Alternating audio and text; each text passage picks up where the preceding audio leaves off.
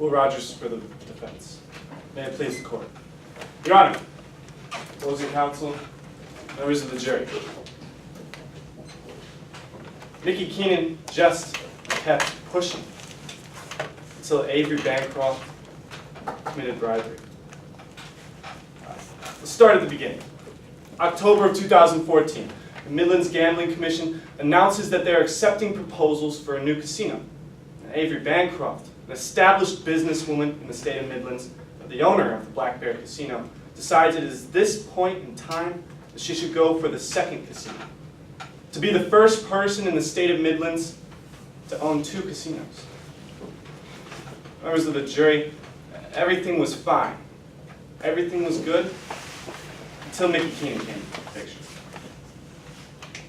March 31st, Avery Bancroft meets with Mickey Keenan and Corey Hyde, her executive assistant.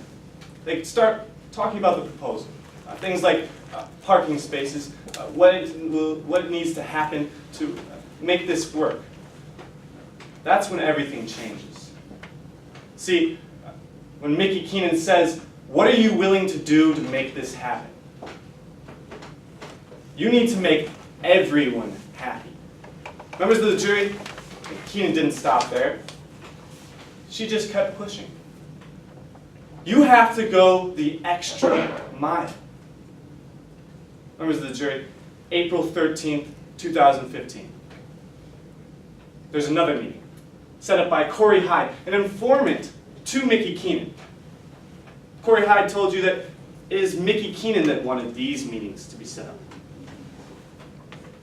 April 13th, they go over the proposal. Avery Bancroft trying to figure out what will make it work. What does Chase Covington need to be able to make this work? Mickey Keenan says it's all about the money. Members of the jury, it's at that point that Chase Covington knew. Chase Covington only wanted money. And Miss Bancroft, under repeated pressure, finally gave in. Because members of the jury, Mickey Keenan just kept pushing until Avery Bancroft committed bribery. But that's not where it stops, members of the jury. April 16th, 2015. There's another meeting set up by Corey Hyde, the informant to Avery Bancroft, to Mickey Keenan. In this meeting, this is where the bribe is supposed to happen. Members of the jury, Mickey Keenan is irate when Chase Covington doesn't show up.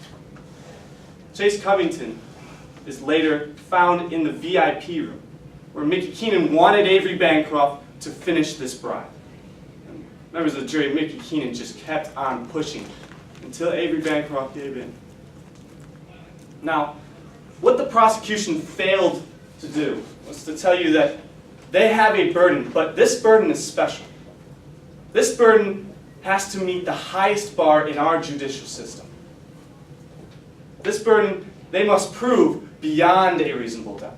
And members of the jury, when I say beyond a reasonable doubt, that means using common sense and rational thinking, that if you found it not concrete in your mind that Avery Bancroft was not predisposed to commit this crime, and that it was Mickey Keenan's actions that led her to commit this, then you must find with the defense.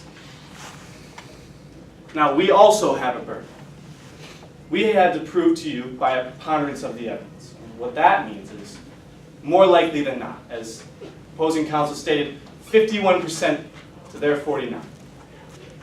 That if Avery Bancroft was pressured by Mickey Keenan, then she would not have committed this crime in the first place. So let's talk about what we heard today. The prosecution called 3 witnesses. Now, first they called Mickey Keenan. Mickey Keenan is that undercover agent that kept repeatedly pressuring Avery Bancroft into committing this crime. Mickey Keenan came up here today and she talked about the first meeting, March 31st. Members of the jury, what did we hear about this meeting? There was actually a transcript that was recorded. And in this transcript, Avery Bancroft is talking about the proposal. Avery Bancroft says, well, I guess I could add another conference space. But Mickey Keenan interjects. Mickey Keenan says, let's try this again. What are you willing to do to make this happen? Avery Bancroft says, well, I know I've got a good proposal, and I'm an experienced casino owner. Mickey Keenan interjects again, you know that's not what I meant. Here in Midlands, it's not good enough to have a good business plan. You have to go the extra mile, to make everyone happy. Members of the jury, Mickey Keenan doesn't stop there. She just keeps on pushing.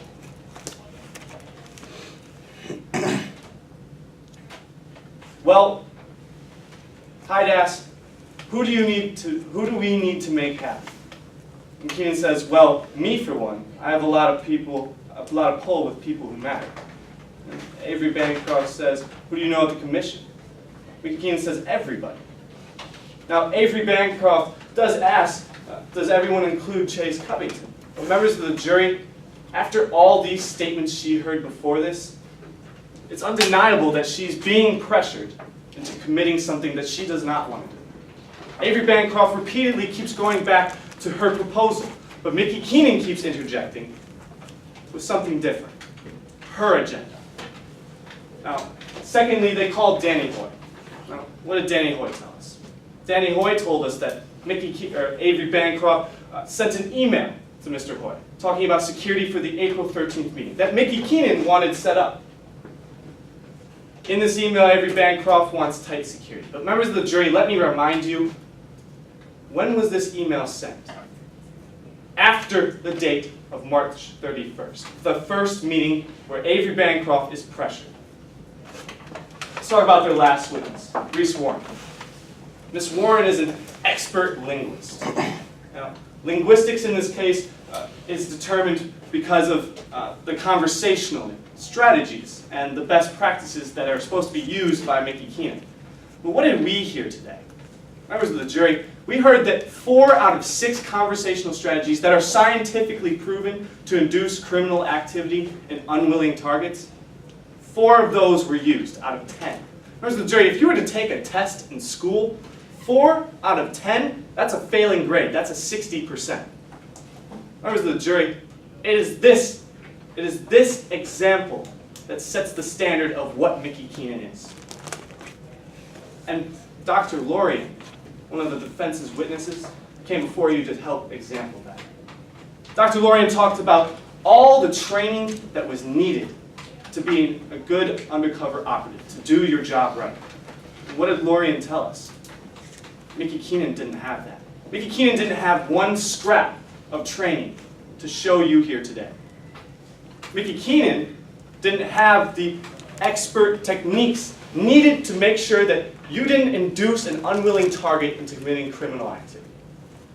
Furthermore, she talked about how Ms. Keenan constantly brought up the idea of bribery. Now, in the March 31st meeting, that is when it was first introduced. Members of the jury, Mickey Keenan just kept on pushing until Avery Bancroft gave in and committed bribery. Let's talk about our witnesses. You heard from Miss Bancroft herself. Miss Bancroft told you that she had no intention of bribing whatsoever until that March 31st meeting, until that April 13th meeting, until that April 16th meeting. Members of the jury, we have proven by a preponderance of the evidence our verdict. We have proven to you that Miss Bancroft, if not for Mickey Keenan's actions, would not have committed this bribe, and therefore you must find with the defense. Thank you.